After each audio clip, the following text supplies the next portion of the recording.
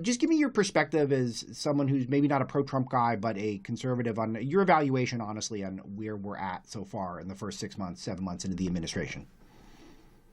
Well, look, I mean, I think that if you're a Trump supporter, you've got to be pleased. He's very active. He's delivering on the things that he campaigned on.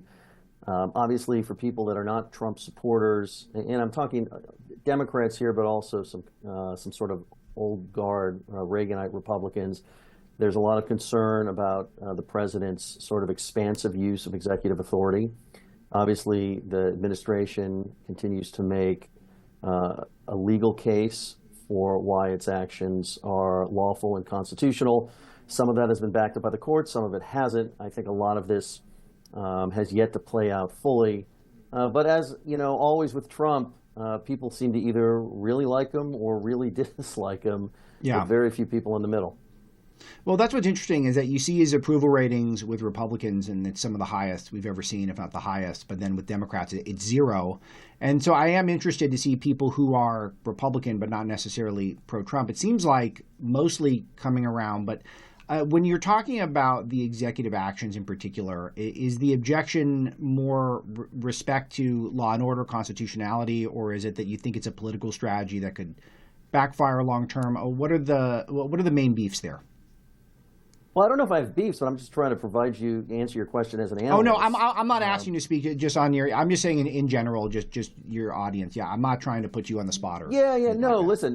Look, there are some things Trump has done that sort of unites Republicans across the spectrum, right? From the strongest Trump supporter you can think of to somebody who wishes he never ran for office.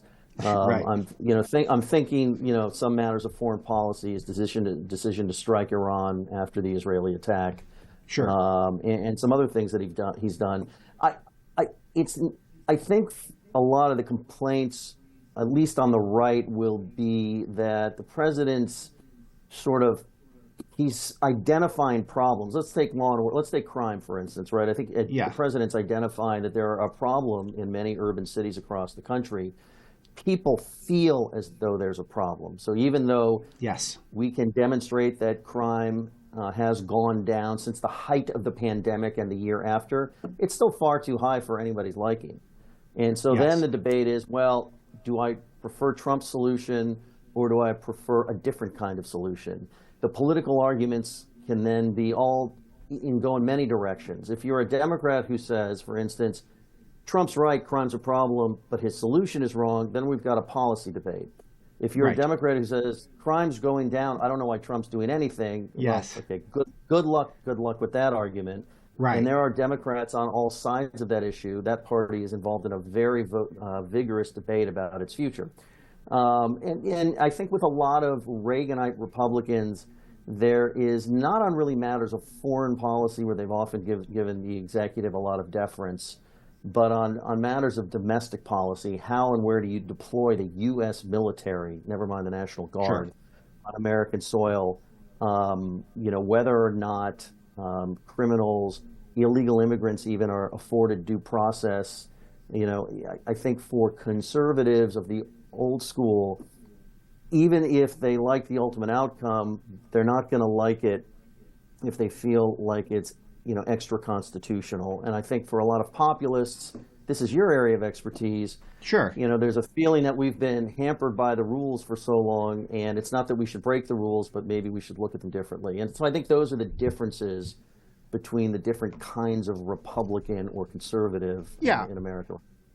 I think largely that's right. And I think part of it is just an approach to testing out the rules, because one thing that I just finished writing a book about lawfare, and I recommend strongly that President Trump doesn't do anything extra lawful. And if there's a court order that comes down, you got to abide by it. You can't go around it, because that would be devastating, I think, to the country to do that. And I think he's largely done that. So he'll test things out, and then a third of them or 40% might get thrown out, and then he can't take those actions. But then he'll get a bunch of the agenda through where courts will uphold it. And so that is sort of the process that seems to be playing out. But I want to get into a couple specifics with you. One of them with Chicago. He's deploying a lot more resources to Chicago to try to deal with crime, specifically illegal immigration. But I think there's reason to believe it's going to go beyond then. What is happening there, and what do you think is the correct approach? Well, look, I think voters are uneasy about U.S. military deployments versus National Guard deployments. I also think it depends on how you deploy the Guard or extra law enforcement agencies and where you deploy them. If it's cosmetic versus really getting into neighborhoods that need the extra help. And then I also think it depends on how some of these states handle it. I mean, obviously Governor Pritzker and the mayor of Chicago have been very resistant to the idea that sort of anything extra needs to be done.